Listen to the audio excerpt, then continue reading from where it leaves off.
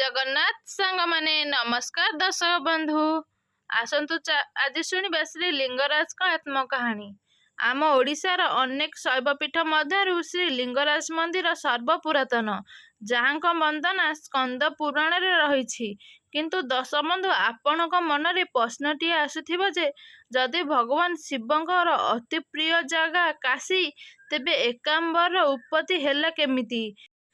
ଏସବୁ ପ୍ରଶ୍ନର ଉତ୍ତର ଖୋଜୁ ଖୋଜୁ ଆମେ ପାଇଛୁ ଶିବପୁରାଣର କିଛି ଅଂଶରୁ, ଯେଉଁଥିରେ ଏ କ୍ଷେତ୍ରର କିଛି ପ୍ରାଚୀନତା ଓ କ୍ଷେତ୍ରାଧିପତି ଶ୍ରୀ ଲିଙ୍ଗରାଜ, ତ୍ରିଭୁବନେଶ୍ୱର, ମାତା ଗୋପାଳୁଣୀ ପ୍ରସଙ୍ଗ ବର୍ଣ୍ଣିତ ରହିଛି। କାଶୀ କ୍ଷେତ୍ରରେ ଦିନେ ମା ପାର୍ବତୀ ଶିବଶଙ୍କରକୁ ପ୍ରଶ୍ନ କରନ୍ତି, କାଶୀ ବ୍ୟତୀତ ଏମିତି କେଉଁ କ୍ଷେତ୍ର ଅଛି ଯାହା ଆପଣଙ୍କୁ ଭଲ ଲାଗେ? ଥରେ କୁହନ୍ତୁ ତ? ମାଙ୍କ ପ୍ରଶ୍ନ ଶୁଣି ପ୍ରଭୁ ଉତ୍ତର ଦେଲେ, ଦକ୍ଷିଣ ସମୁଦ୍ର ତଟରେ ଥିବା ସୌନାଦ୍ରୀ ପର୍ବତ ଶିଖରରେ ଏକାମ୍ର ବୋଲି କ୍ଷେତ୍ରଟିଏ ଅଛି, ଯାହା ମୋର ଅନେକ ପୁର ମଧ୍ୟରେ ସେ ପ୍ରିୟ।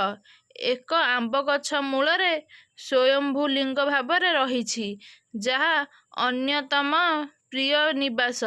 ମା ଖୁସି ହେଲେ ଏବଂ ସେ ଜାଗାକୁ ଯିବାକୁ ଇଚ୍ଛା ପ୍ରକାଶ କଲେ।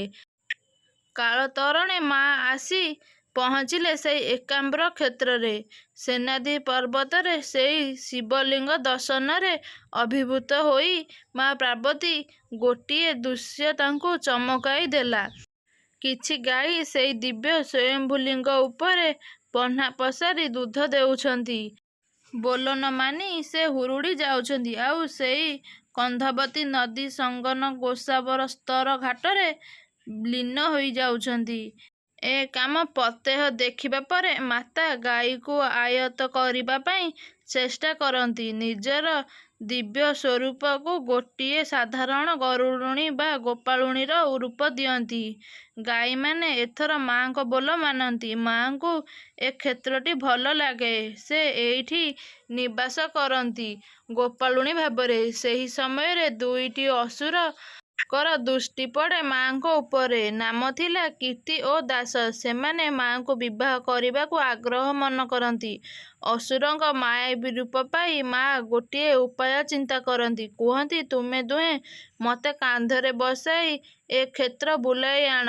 ମା ଅସୁରଙ୍କ କାନ୍ଧରେ ବିଜେ କରନ୍ତି ଆଉ କ୍ଷେତ୍ର ବୁଲନ୍ତି। ହେଲେ ଗୋଟିଏ ସ୍ଥାନରେ ମାଙ୍କ ଭାର ସହି ନ ପାରି ଦୁହେଁ ଚିତ୍କାର କରନ୍ତି। ଦେବୀଙ୍କ ବାସ୍ତବ ରୂପ ବୁଝିଲା ବେଳକୁ ଦୁହିଁଙ୍କ ବୋଧ କରିଦିଅନ୍ତି।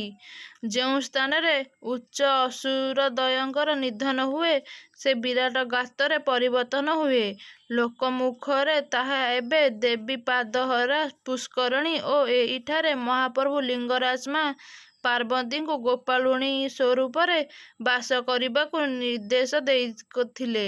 ସେହିଦିନଠାରୁ ଆମ ଲିଙ୍ଗରାଜ ଠାକୁର ଏକାମ୍ର ପୀଠ ଆଦିଶ୍ୱରୀ ଗୋପାଳୁଣୀ ସହ ଏହିଠାରେ ପୂଜିତ ହେଉଛନ୍ତି।